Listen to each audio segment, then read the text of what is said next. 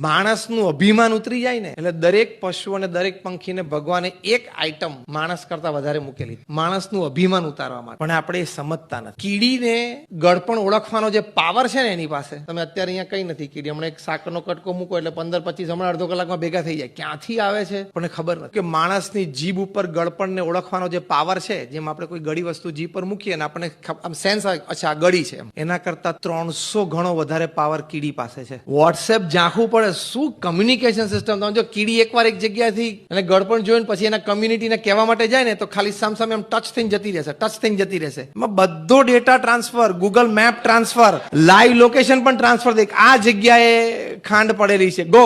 અને એની ખાનદાની તો જો ગળપણ જોવે એટલે આખા ગામને ભેગું કરે. તારી જેમ નહીં એકલા ખાઈ લેવું. હા તો કે આ એક ધંધાની માહિતી મળીને હું જ એકલો બધી મલાઈ ખાઈ લઉં. એટલે આપણા કરતા કાગડા સારા. કાગડા કંઈક ખાવાનું જોવે ને જોશથી કાં કરો, આખા ગામને જ્ઞાતિને ભેગું કરે.